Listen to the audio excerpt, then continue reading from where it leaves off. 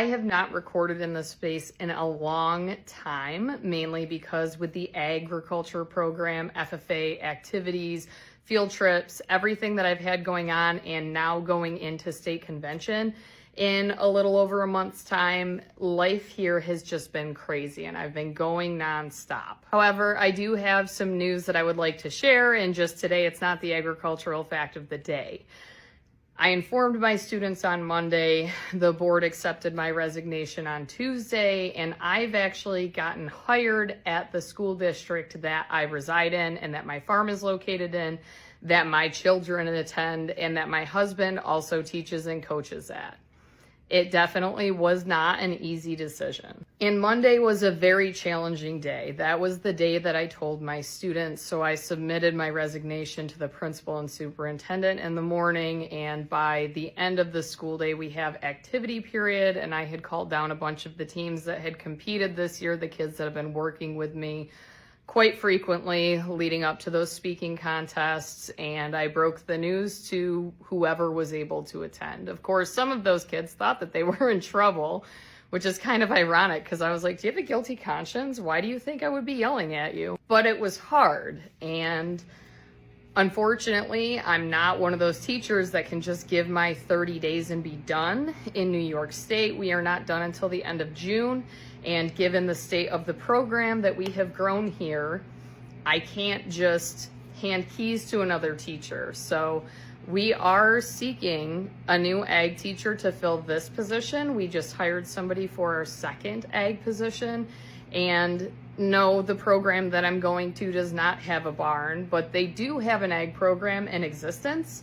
But we literally live like 7 minutes from the school. So I was driving 35 minutes one way on a good day, going legal speed. For the last few years, I sat down and calculated how much time that I've spent driving since I've been hired here. And in any given school year, it's just shy of 250 hours. So that's a lot of time that I could be spending with my family, doing farm things, growing another ag program. And that was always a kicker for me here, is that during certain times of the year, I am very limited on when I can stay after, and the ability of me to do my job, which people are sad to see me parting ways, but I had to do what was best for my family. If I didn't take advantage of this opportunity and apply now, and somebody else got hired in the position in the district that I live in, who knows when it could have been opened again. So my youngest child is 5, and my oldest will be turning 8 this summer, and I have not been there as much as I would have liked to have been there for them. So this will now give me the opportunity to be their ag teacher and FFA advisor, and provide them the opportunities that I've been providing to all of my students for the last 13 years. I know that some of my FFA kids are devastated, but this still exists. Even though I'm not here, this will still exist because of all of the work that we've put in. And one thing that I wanted, and I told my students to take away from this, don't not do FFA just because I'm not here. You need to continue with it, and you need to keep achieving. And yes, we've gotten lots of plaques and banners and done things that CLV FFA has never done before. But we have worked so hard for this. I want this to continue. I'm not parting ways in a negative manner. I still love this program, and I love the community and the students.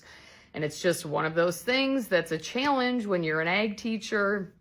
You have a lot more responsibilities than many others realize, especially as a teacher, summer work, all of the after school. If you want to actually be successful at your job, it all adds up.